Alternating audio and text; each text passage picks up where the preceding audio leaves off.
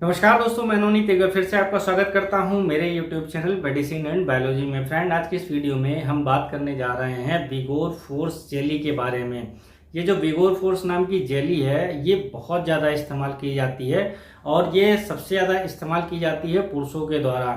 तो इसी विगोर force jelly को लेकर आज की वीडियो में डिटेल में बात करेंगे। इसको किस चीज़ के लिए लिया जाता है, क्या इसको फीमेल्स भी ले सकती हैं, इसकी डोज क्या होती है, किन किन फ्लेवर्स में मार्केट में अवेलेबल है, इसको किस तरह से इस्तेमाल करना है, क्या इसके साइड इफेक्ट्स हो सकते हैं, किन लोगों को इसका इस्तेमाल नहीं करना चाहिए, इन सारी चीज़ों को लेकर आज की इस वीडियो में डिटेल में बात करेंगे।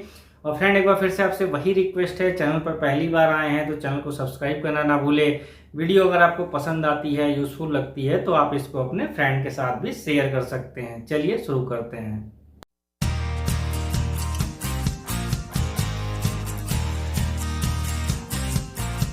जैसा कि आपको नाम से ही पता चल रहा है, विगोर फोर्स जेली, यानी कि ये जो है, ये जेली जैसे बच्चे जेली इस्तेमाल करते हैं, उसको खाते हैं, ओरली खाते हैं, उसी तरीके से ये जो विगोर फोर्स जेली होती है, इसका इस्तेमाल ओरली किया जाता है, यानी इसको मुख से खाया जाता है। आप इसको जेली की तरह भी इस्तेमाल कर सकते हैं या फिर आप इसको पानी के साथ भी ले सकते हैं। तो सबसे पहले अगर मैं बात करूं विगोर फोर्स जेली का इस्तेमाल कौन करता है, तो बहुत सारे मेल्स ऐसे हैं जिनके प्राइवेट पार्ट में सही से तनाव नहीं आता। जब भी वो अपने पार्टनर के साथ में इंटीमेट होने जाते हैं, उसके पहले या इंटीमेट होते समय उनके जो प्राइवेट पार्ट में है उसमें सही से तनाव नहीं आता, उसमें सही से कड़ापन नहीं आता, उसमें सही से इरेक्शन नहीं आता।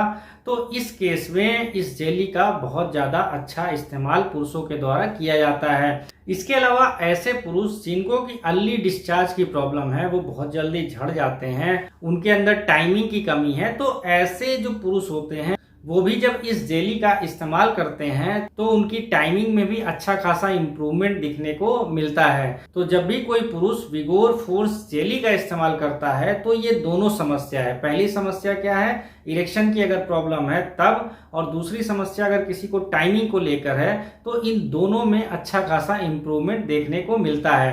तो विगोर फोर्स जेली का इस्तेमाल इन दोनों केसों के लिए किया जाता है। अब विगोर फोर्स जेली के अंदर कौन सा तत्व मिला है, इसके अंदर इंग्रेडिएंट क्या है, उसकी बात कर ले तो विगोर फोर्स के अंदर सिल्डेनाफिल नाम का एक साल्ट पाया जाता है और इसके अलावा इसमें एक डेपोक्सिटीन नाम का साल्ट पाया जाता है। सिल्डेनाफिल जनरली क्या होता है, ये PDE5 इनहिबिटर्स होता है, यानी फास्फोडाइस्ट्रेज इनहिबिटर्स।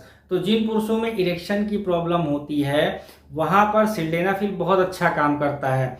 सिल्डेनाफिल लेने के बाद होता क्या है कि जो प्राइवेट पार्ट होता है मेल्स के अंदर, वहां पर ब्लड का फ्लो बढ़ जाता है। ब्लड का फ्लो प्राइवेट पार्ट में इसलिए बढ़ता है क्योंकि वैसोडाइलेशन होता है। वैसोडाइलेशन का मतलब क्या है, जो प्राइवेट पार्ट की नसें पहले कम चौड़ी थी वो और डायलेट हो जाती है, थोड़ी सी उनकी चौड़ाई बढ़ जाती है, जिससे कि खून का प्रवाह यानी ब्लड फ्लो प्राइवेट पार्ट में बढ़ जाता है। और ब्लड का फ्लो जब प्राइवेट पार्ट में बढ़ता है तो इरेक्शन अच्छा आता है, यानी प्राइवेट पार्ट में तनाव अच्छा आता है, ढीलेपन की समस्या नहीं रहती। इसके अलावा इसमें जो डेपोक्सिटीन है, डेपोक्सिटीन SSRI कैटेगरी की मेडिसिन होती है और इसको लेने के बाद जो है टाइमिंग में इंप्रूवमेंट देखने को मिलता है। तो इस जेली के अंदर सिल्डेनाफिल भी पाया जाता है और डेपोक्सिटीन भी पाया जाता है। तो दोनों तरह की जो मेन समस्या है किसी भी मेल के अंदर, इस जेली का इस्तेमाल करने के बाद ये दोनों समस्याएं खत्म हो जाती है।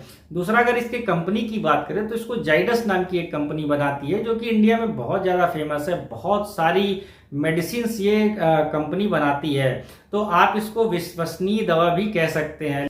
लेकिन एक चीज़ मैं आपको यहाँ पर यह भी कह देना चाहता हूँ कि ये एक अंग्रेजी दवा है।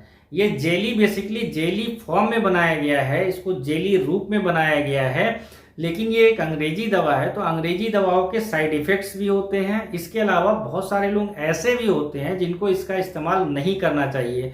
तो अगर आप इस तरह की जेली का इस्तेमाल कर रहे हैं या इसी कॉम्बिनेशन यानी सिल्डेनाफिल के साथ में डेपोक्सिटीन नामक जो साल्ट है उसकी कोई मेडिसिन यानी कि टैबलेट फॉर्म भी इस्तेमाल कर रहे हैं, तो आपको उसके साइड इफेक्ट्स जानना बहुत ज़्यादा जरूरी है। इसके अलावा किन लोगों को नहीं इनको इस्तेमाल करना चाहिए वो भी जानना बहुत ज़रूरी है।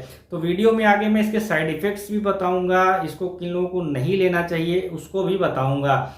तो वीडियो में आप मेरे साथ बने रहें। तो सबसे पहले इसको लेना किस तरीके से है उसकी बात कर लेते हैं। तो ऐसे मेल जिनको कि ये समस्या है, जो कि मैंने पहले ही अपनी वीडियो में बता दी, जब भी वो अपने पार्टनर के साथ में परफॉर्म करने जाते हैं, परफॉर्म करने के आधे घंटे पहले इस जेली का वो इस्तेमाल कर ले।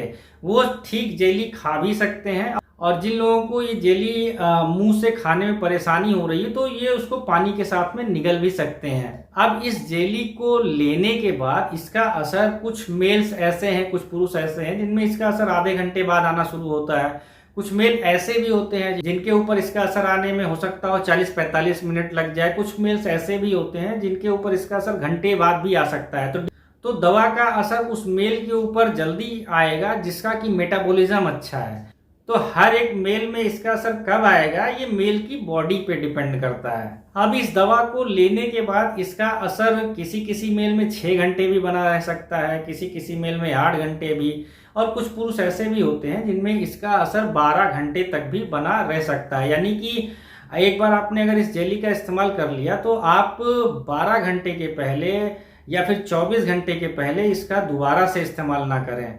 विगोर फोर्स नाम की जो जेली है ये कई सारे फ्लेवर्स में अवेलेबल है। जैसे कि मैंने आपको पहले ही बताया कि विगोर फोर्स जेली के अंदर सिल्डेनाफिल पाया जाता है और डेपोक्सिटीन पाया जाता है। तो ये जो दोनों चीजें हैं ये एक इंग्रेडिएंट होते हैं, ये कई सारी मेडिसिन में भी पाए जाते हैं। जैसे कि अगर मैं कुछ एग्जाम्पल की बात कर लूं तो मैनफोर्स स्टेलॉन्ग नाम की एक टैबलेट आती है जिसमें कि यही कॉम्बिनेशन पाया जाता है। इसके अलावा सुहाग्रा फोर्स नाम की टैबलेट आती है, उसके अंदर भी यही कॉम्बिनेशन पाया जाता है, पर वो टैबलेट फॉर्म में होती है। ये जो है इसको स्पेशली जेली फॉर्म में बनाया गया है और ये बहुत ज्यादा बिकने वाली दवा होती है।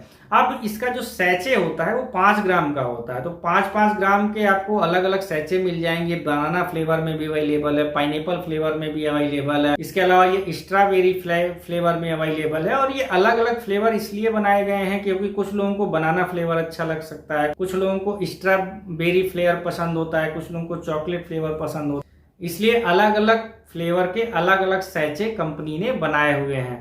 अब इसके साइड इफेक्ट्स क्या हो सकते हैं? अब इसका साइड इफेक्ट्स बहुत सारे पुरुषों में आता है, उनको हेडेक की प्रॉब्लम होती है। हेडेक की प्रॉब्लम क्यों होती है? क्योंकि जो नॉर्मल ब्लड का फ्लो बॉडी में है, इस दवा को लेने के बाद ब्लड का फ्लो पूरी बॉडी में बढ़ जाता है, और जब ब्लड का फ्लो ब्लड वेसल्स यानी नॉर्मल से ज्यादा हो जाएगा तो जाहिर सी बात है हेडेक की प्रॉब्लम हो सकती है। इवन हॉट फ्लैशेस की प्रॉब्लम हो सकती है। इसको लेने के बाद ज्यादा गर्मी बॉडी में आपको एहसास हो सकता है। कुछ लोगों को हो सकता है स्टमक अपसेट की प्रॉब्लम हो जाए, कुछ लोगों को हो सकता है डिजीनेस की प्रॉब्लम हो जाए यानी चक्कर आ सकते हैं उनको, कुछ लोगों को रैशेस की प्रॉब्लम हो सकती है, कुछ लोगों को नेजल कंजेशन की प्रॉब्लम हो सकती है यानी उनकी जो है नाक जाम हो सकती है।